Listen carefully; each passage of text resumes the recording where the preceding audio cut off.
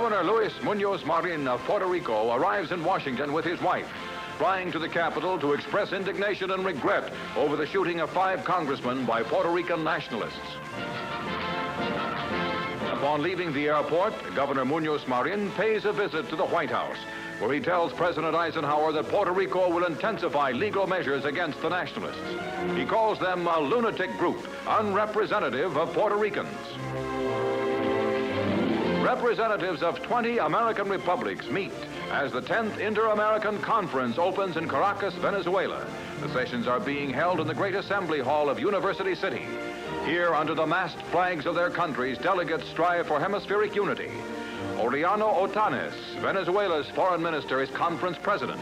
Secretary of State Dulles represents the United States. Communist penetration of Guatemala may be discussed in a debate over possible mutual action against red infiltration of the Americas.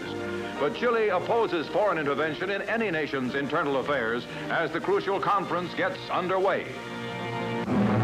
Egypt seized with unrest at word of General Nagib's ouster as president and premier. The streets of Cairo are tense and explosive as pro-Nagib demonstrators and police clash in minor flare-ups which threaten to erupt into bloody riots. Moving quickly, a car is rushed to the villa where Nagib has been under house arrest. He is asked to return as president by the military clique which overthrew Farouk and installed him as premier and president. The man who has become idolized as Mr. Egypt is hailed by his followers. In his office, once again, well-wishers surround Nagib, back after 2 strife-torn days. Colonel Nasser, who directed the plot against Farouk, agrees to Nagib's return as president, but retains the post of premier for himself. Emerging on a balcony of the government building, General Nagib receives a wild, frenzied ovation from 50,000 supporters. An uneasy truce settles over the troubled land of the Nile.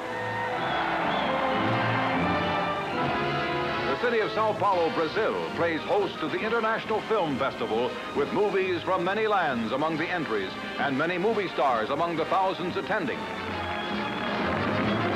At Sao Paulo's biggest theater, Hollywood stars arrive to see movies from other countries. At the festival, the best films of all nations participating are screened in a prizeless competition. The Motion Picture Export Association also is represented in the delegation to the International Film Festival.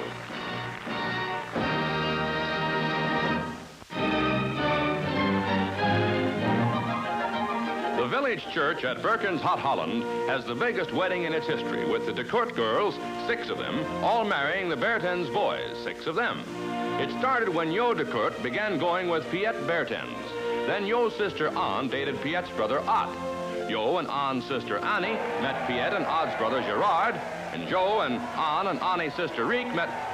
Well, the de Kort girls and the Bertens boys are all married to each other, and if anybody gets confused about who married whom, well, Jo, Anne, Annie, Riek, Teenie, and Lucia are all called Mrs. Bertens.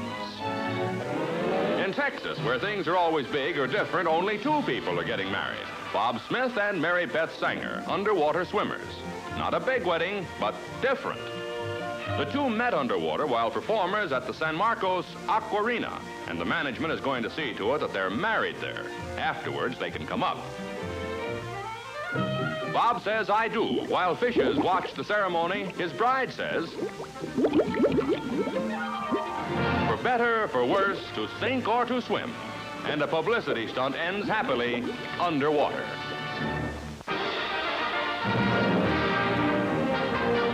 Pennant Talk marks 3 major league training camps. In St. Petersburg, the Yankees are hoping for a 6th straight world championship behind pitchers Lopat, Ford, Bird, and Reynolds.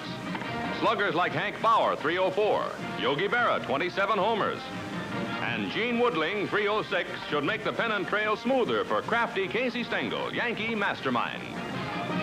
The Milwaukee Braves, a surprising 2nd to the Dodgers last year, and their manager, Charlie Grimm, are dreaming of a 1st-place finish this year. The Braves' pitching staff is one of the league's strongest. Warren Spahn's son, Gregory, insists, "My pop's the tops," and the left-hander's 23 victories make a convincing argument. A new face, ex-giant Bobby Thompson, broke Brooklyn's heart once before, and the Braves hope he'll do it again. Lou Boudreau, manager of the up-and-coming Boston Red Sox, looks over the squad at its Sarasota training site. Mel Parnell, a 21-game winner, shows some control magic, zipping his pitches through a string-outlined strike zone. With Jackie Jensen to bolster the attack, Red Sox hopes are high, but a fractured collarbone shelves Ted Williams, severely jolting Boston's hopes of snapping the Yankees' pennant monopoly. Another tough break for hard luck Ted Williams. Ski stars from 20 nations challenge the tricky slopes at Åre, Sweden in the World's Slalom Ski Championships.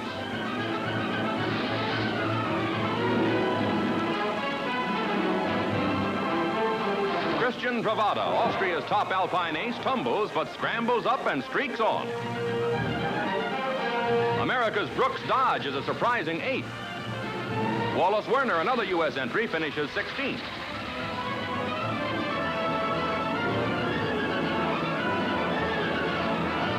Austria's Tony Spieth rockets down the slopes with sparkling form to take 3rd place. And here's the winner, Stein Eriksen, Norwegian and Olympic slalom champion. New honors for Stein Eriksen.